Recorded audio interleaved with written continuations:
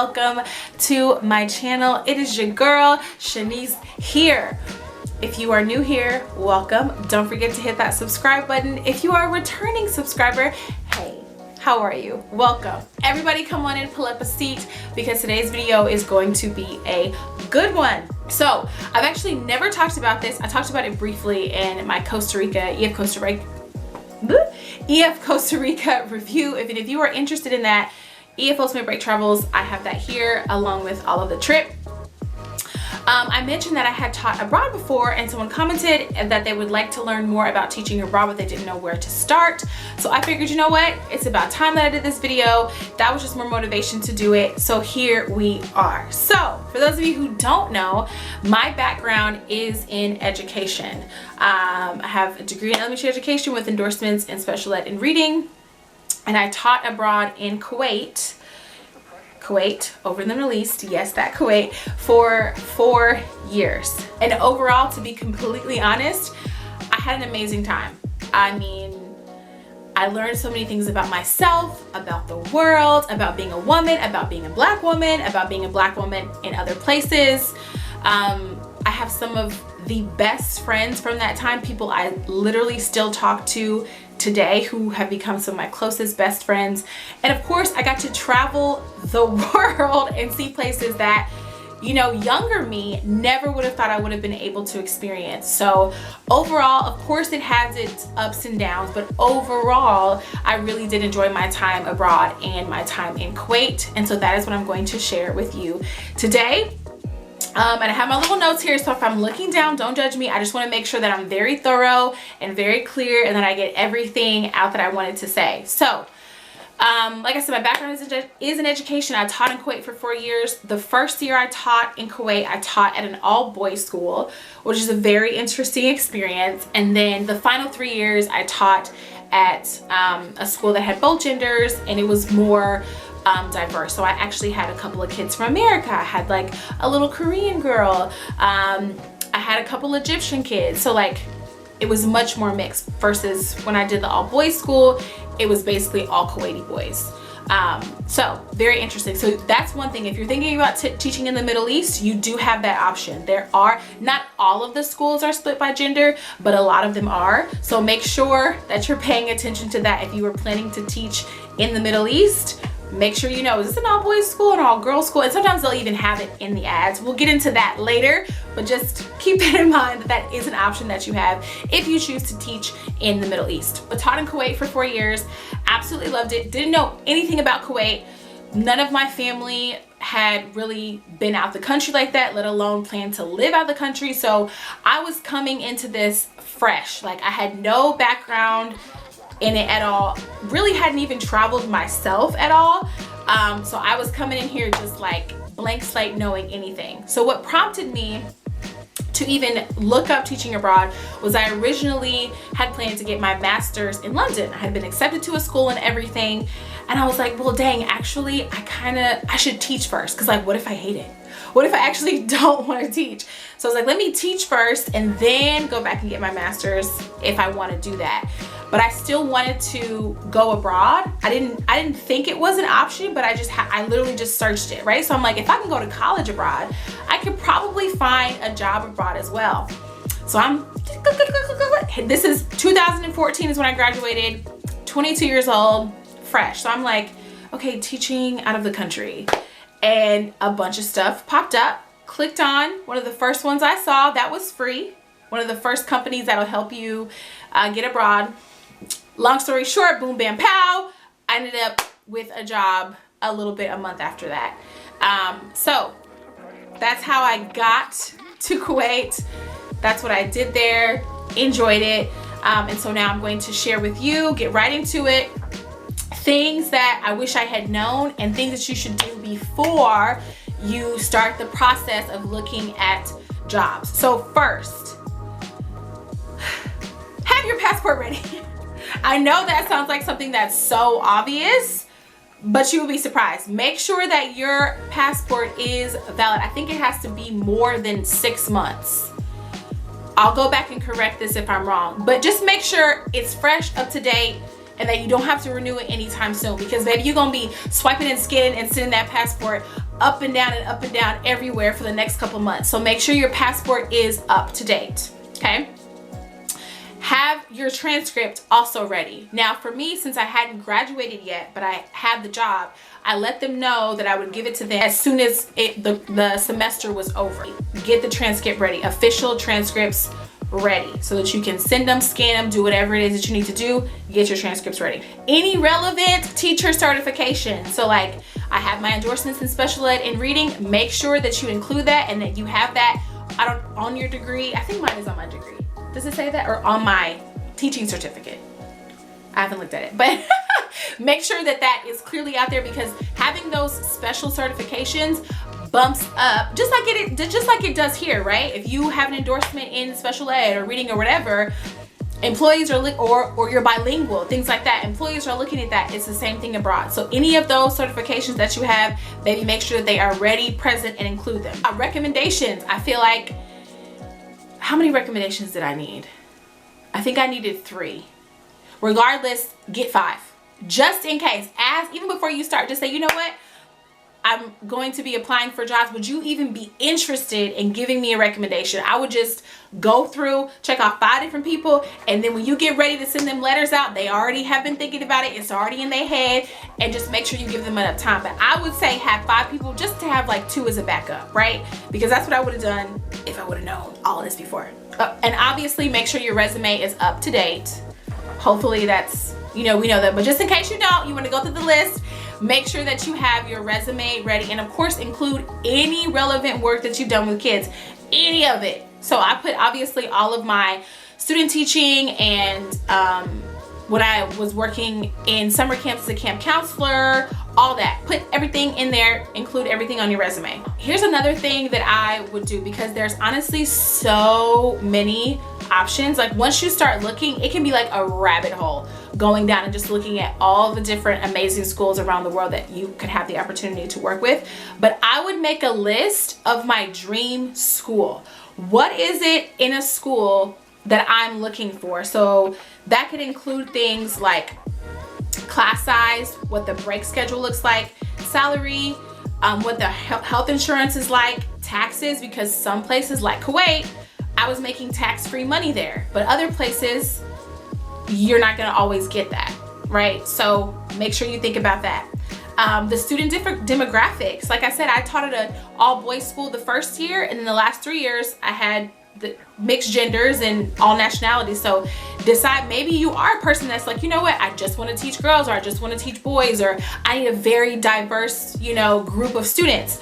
Whatever the case may be, make sure you figure out what's best for you, what you're looking for. Opportunity for leadership positions, professional development, accommodation is another one. My first job, a lot of schools have buildings that they have purchased for their teaching staff, and they will house you in those buildings, fully furnished. They take care of everything. And you also have the option at some schools, instead of doing that, to take a stipend to go find your own accommodation.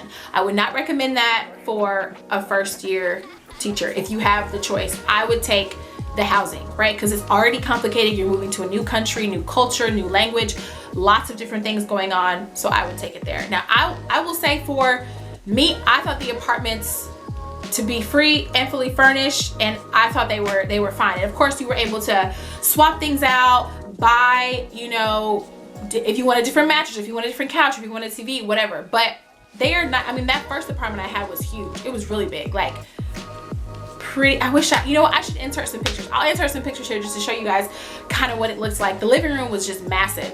But I had I had good experiences with both of my schools and both of my apartments. Like I had truly no complaints. My first apartment had a massive living room, dining room area, and it was just a 1-bedroom bathroom. My second apartment had 2 bedrooms and a bathroom. I thought that was pretty nice teaching abroad. And I'm like, okay, this is like some nice accommodation. So you're not gonna be living like crazy. I feel like most of the accommodations that I had, and for my friends that their teaching jobs had, were pretty nice. So decide how you want to do that. Now, I know also there were some schools that paired teachers up and you had a roommate. I was not doing that. I just freshly came out of college with a roommate for 4 years. I want to live by myself, babes. So I didn't, when I saw school said like, oh, shared accommodations, that's going to be a no for me. So, but you might be okay with that. It might be a way for you to bond with your coworkers as well. But for me, the first year coming in there, I wanted to just be in a house by myself. So when you're thinking about your ideal job, just like if you're trying to manifest something in your life, if you're a woo-woo person and you like manifestation and all that, if you're trying to manifest something in your life, what is the number one thing people say? Write it down. Write it down. Okay, so I would think about all those things I just listed to you, and if there's some extra ones that you can think of, baby, write it all down. Get a very clear vision of the school that you want to be at, because you don't want to be out here just, you know, scouring and scamming and doing whatever. Not scamming, skimming. Scouring, skimming. You make sure that you know the kind of school that you want to teach at, right? I didn't really have an idea of the kind of school I wanted to teach at. I was just like, baby, we're going abroad. Sign me up. Where's the plane? I'm ready to go now. A basic package typically includes flights, health insurance, accommodation or the stipend, like I said, and transportation to and from the school. I feel like generally that is the most basic package. So number one, the flights. There are some schools that will have you fly out there and they will reimburse you. Once again, I wasn't ever going for that, but that's just something to keep in mind. If you're okay with that and you are fine with being reimbursed, you do you, babes. But I was not doing that, so that's something else to think. Does the school fly me out there, or do I have to fly myself out there and get reimbursed?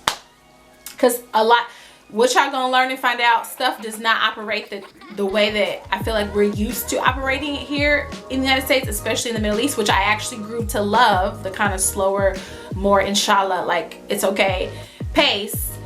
So if you wait on that reimbursement, baby, don't say I didn't warn you, okay? And then health insurance is also included. Now, I never have met or seen any schools, even while researching, where insurance wasn't covered. Somebody who's taught abroad at a place was, correct me if I'm wrong, put in the comments if you're watching this, but me personally, or people I've around, health insurance has always been taken care of. So the second thing I want to go over is how I found my teaching job and where to search. So I will put the links to all of these places in the description box. Everything that I'm talking about will be in the description box, so you can go and look at it for yourself. Now, I will say this, there are a bajillion places where you can find teaching jobs. Like, there's so many places. But I'm only going to tell you ones that I have either personally used or someone I know has used, and that they've either gotten an interview or a job. Okay, so I'm not just giving you these out. These are like ones that we have personally, or I know someone who has used and a job has come, or at least an interview has come. So the place where I found my job in Kuwait was called Advectus. Search Associates, and Advectus is free. Advectus is free. Search Associates is $225. I will type how long that lasts because I didn't put it on there. I hope it's more than a year. Teacher Horizons, also free. International School Services, they have a free version, and they have an unlimited version that's $75 per year. Teachaway is another one. This is how the process typically goes. So I started looking for jobs around January, February. I got my job in March. So typically these sites will link you with sort of like an agent who's helping you. There's a better word for that and I can't think of it right now. Who will help you, will be taking care of your profile, who will help you secure jobs, who will go over your resume with you, who will ask questions, who will get to know you, who will try to figure out what type of job you're looking for, you know, so if they see something they can email it to you. So once you have this person, they'll be sort of like your liaison between you and the schools and all that jazz. Another place that I know people, so I just was randomly Googling and searching and figured it out on my own, but there are also school fairs that you can go to, and I will link some also down in the description box. Some of them are virtual and some of them you have to attend in person. Those are starting now. That's why I really wanted to put this video out early, because now is the time to start looking and searching for jobs, because baby, the hiring process, I would start looking and scouring for the type of job that I want and applying and setting myself up with these companies now. Like, that is when I would get to it, because there's just so much paperwork, there's so many legal things that you have to do to get organized, and the process just takes longer versus getting a job here in the States. So I feel like they make the time earlier to allot for that so everything can get done, and then when the school year starts. But child, to be completely honest, sometimes stuff don't even get done when the school year starts. Get into that another time, honey. So I'll put all those down in the link. Like I said, I would get on there, make my little account, hook up with my the little agent, baby, and I would get started as soon as possible. So on a lot of these sites, on all the sites, so they'll put up their job descriptions, whatever it is, and they can contact you, and you can also contact schools or send your resume to schools that you are interested in. On a lot of these, or sometimes they'll have instructions on how they want you to apply, like maybe you have to send your resume to this HR person, or fill out the direct application here, or different things like that. So it can go both ways on those sites. It can go both ways. Now let's move on to the juicy, well, I guess that was the juicy part, but even more juicy, once you're really in the process. So once you sign up for one of these sites, you can reach the schools, they can reach you. Be prepared to discuss your teaching style, your philosophy, and make sure that it aligns with the school that you are interviewing for. Go to the school's website, search it up, look at their stuff. Every time I've applied for a school, I'm looking at the website, I'm looking at the Instagram, I'm looking at the Twitter. I want to see what is really going on up inside here. So make sure you know that. In my second interview, I actually did that interview in person. So since I was already in Kuwait, I knew I wanted to switch schools. I just went and applied to schools in Kuwait and just went and had the interview since I was already in the country. So when I did that, I had brought, because I was a first year teacher, so this would have been my second year. So I went ahead and brought some of my activities that I had done with my kids and like my lesson style plans to the interview. I haven't interviewed for a teaching job in a long time, but I feel like this is something that, especially when it comes to being abroad, like you don't have that in-person connection or things to, I don't know, so I feel like it just bumps you up a little bit, but I don't know, that's just something you can just have in mind.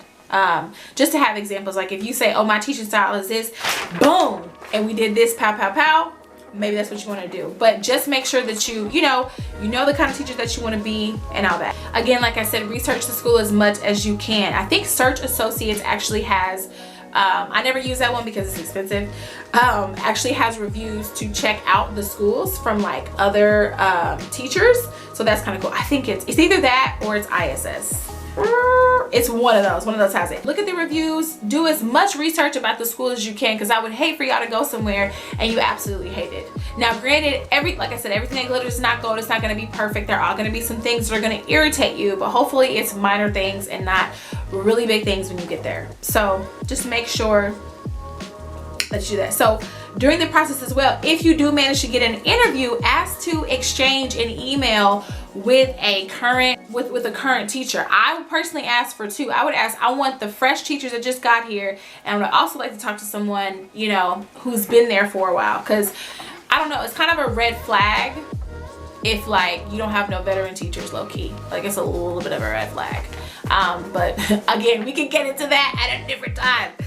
Because teaching abroad has its own very specific set of problems. If it's possible, or just say, hey, I was just wondering if I could, talk to one of your newer teachers and an older teacher just to get their perspective about how they, now granted, some schools might not go for that. They might be trying to be haters, but it can't hurt to try. Now, if you do get a job, congratulations! You're gonna have a great time. Make sure you should really do this before you get the job though, like checking the accommodation. Like I said before, you have those different options. Check which one your school offers.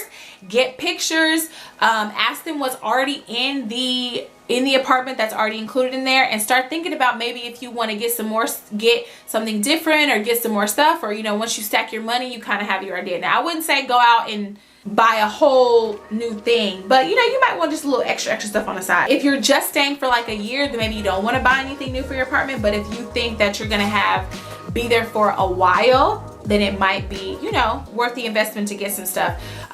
In every apartment both apartments that I lived in, there was a fridge, microwave, a kettle, bed, bedding, and TV.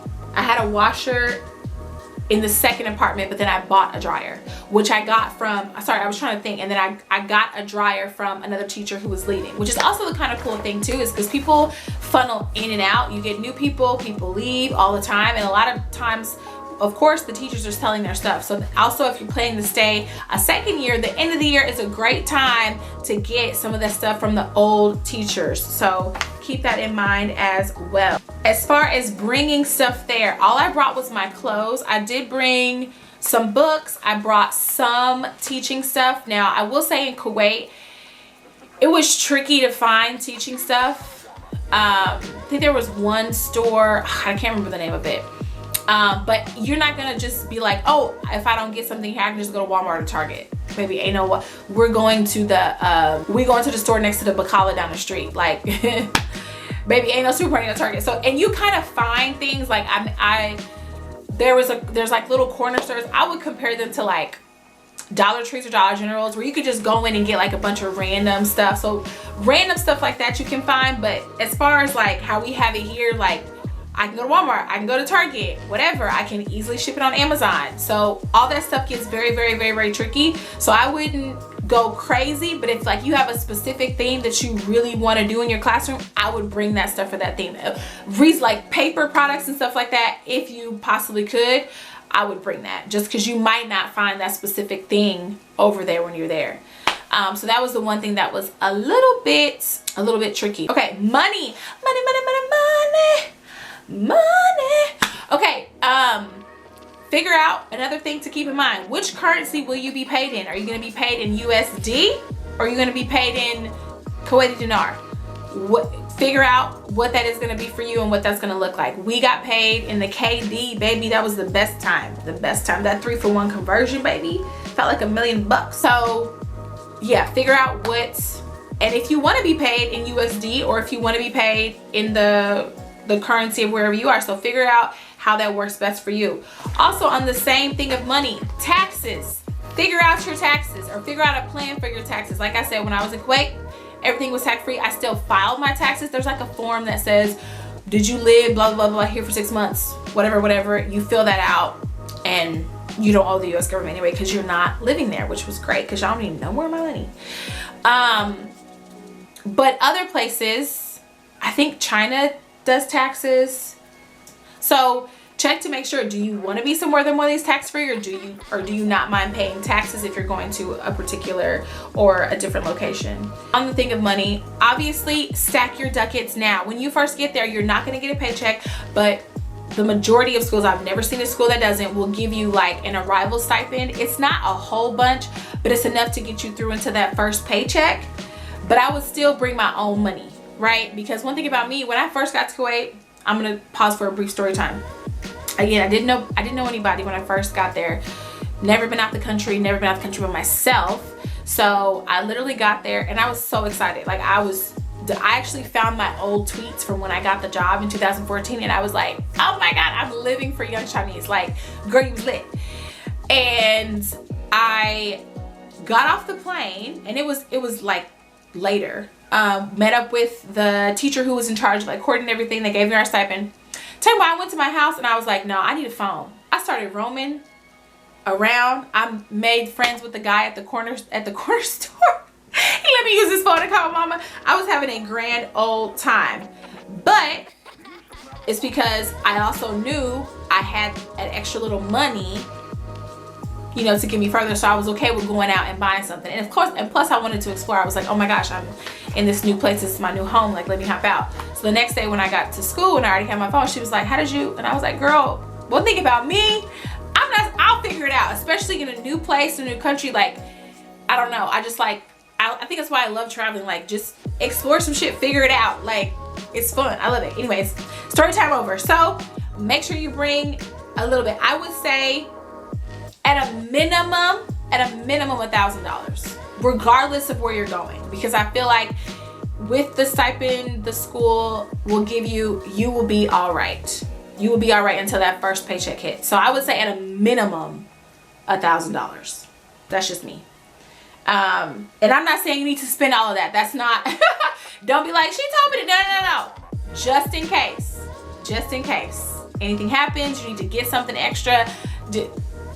Minimum of $1,000. But when you first get there too, you don't need to be like buying everything. Like, just like sit, because what if you hate it and you want to go home? I mean, don't do that. But also don't stay in a situation that you're not enjoying. So you never know what can happen. So just like take it easy when you first get there, soak in the sights, the sounds, the people, the food, the culture, like, and a lot of times the first couple weeks when you get there, because you'll do the regular teacher orientation stuff, but like we went to the mosque and all these other different things. So that was a nice way to be introduced to the culture, like in the beginning. So most schools do offer that when you first come. Other things to keep in mind. Yeah, that's basically it. Like, I hope that's helpful. I hope I include everything. If I forget something, I will put it down in the comments. But the other things that I would say to keep in mind is be patient. I cannot stress this enough. You are moving to I'm gonna put them together. Be patient and keep an open mind. Those are the other two things that I would highly suggest that you have. Don't go over there being in other people's countries teaching their kids and being an asshole. You know what I mean? Like, don't do that. If you're gonna go abroad, if you're gonna travel, if you're gonna really immerse yourself with another culture, you need to keep an open mind. You need to be patient. You need to be patient with the people that you're interacting with, because it's gonna be different regardless of where you're going. You need to be patient. It's gonna take some time for you to adjust to the place that you're living in. It's gonna take time for people to adjust to you. Be patient. You're gonna be okay. It will be one of the best experiences of your life. And keep an open mind. My goodness gracious, I cannot stand when I've had conversations or heard people say stuff like, oh, I went to, or I came here and did that. Like, stop. I'm not saying that you shouldn't have your irritations or your nuances or whatever things that bother you, but like, don't be a jerk. Like, you are in a completely different place. Yes, it's gonna be different. Yes, there are gonna be some things that challenge you, but that's not necessarily a bad thing. But just don't go over there and think it's gonna be like living in Kansas City, because baby, it is not the same thing. It is not the same thing. The things are gonna take more time than you're probably used to. You're gonna have to be patient with that. You're not gonna have all the same things that you would have at home. You're gonna have to be patient with that. So be patient and keep an open mind, and I think that you will, and hopefully be a good teacher. Also that part, because baby, I have seen that too many times too. All shade, all tea. But for real, keep it in my mind, be patient. Start applying right now. After you watch this video, get on those links, hurry up, go do it. Honestly, my 4 years in Kuwait, and again, it wasn't perfect. I had my issues with principals. I had my issues with parents getting on my nerves. Like, the regular stuff that you have here, you're gonna have there, right? I had kids who misbehaved. It's gonna, now, depending on the country, but again, we can get into that later. But I'm saying it's gonna be a similar teaching experience, but so much cooler, so much cooler. Like, every day I look back and I'm like, I'm so proud of my 22-year-old self for just like taking the leap, like just literally doing it. Mind you, again, I didn't have nobody traveled abroad. I never went anywhere. The only place I went was, oh, I meant to mention that. So that March I got the job. That May I took a trip with my college to the Dominican Republic. So that was the first time I left, was that May, but I had already gotten the job. So then when I went to the DR, I was like, oh, absolutely, I'm ready to go. Like, if I could have experiences like this, but I'm gonna get it all the time, I'm definitely down to go. So anyways, that is my little background. Maybe I should do like a full video of like my time in Kuwait. Let me know if you would be interested in that in the comments, like just hearing about my experiences, what I thought about it, places that I've been able to travel because I lived there. Let me know if that'd be something I would be interested in doing, because I would love to do that, because I never really have shared like the story, like outside of people who follow me on Instagram or we're Facebook friends or whatever. I never really shared it, and I think it was probably one of the dopest things I've ever done in my 30 years. So let me know if you would want to hear that whole story. But I truly do think that if you are a person who's thinking about this, like just 100% go and do it. You really will. It'll challenge you, but you will have the best time. Like, I I could just tear up thinking about all the things and all the people and the experiences and all the food. Oh my God, all the food that I've been able to experience from being abroad. And like, you'll be addicted. That's why I'm like so thirsty for this year, because I haven't traveled as much as I would like to since I came home, because the first year was chaotic, then COVID, and now I'm like, okay, slowly getting back into it. But this year, baby, we're international mommy again. It's up and it's stuck. So stay tuned for those vlogs, because I'm gonna be outside, like outside the borders. So anyways, let me stop. I'm super excited for y'all. I hope that y'all get the jobs that you want if you're watching this and you're looking for one, and you just take that opportunity, because you really only have this one life. And I won't say waste it, but don't spend it in the same place. There's a quote too, and it's like, don't do the same thing for 75 years and then call it a life. And I was like, damn, you're right. I don't want to do nothing the same for every year. All right, that is going to be the end of this video. Thank you so much for watching this. I really hope it was helpful. Please let me know in the comments below if it was helpful, or if you have any more questions or concerns. Anything, let me know, and I will do my best to answer them. And if you've already taught abroad, if you were somebody who's there and you're watching this, feel free to jump in, add anything I missed, or correct me if something was wrong. I don't mind that. I want this to be a video that is really going to be beneficial for people who are wanting to go abroad, because I do think it's a wonderful experience. And if you have the opportunity and the desire to do it, that you 100% should. So we're all here to help each other. So yeah, thank you so much for watching this. Don't forget to like, comment, share, and subscribe, and I will see you next time.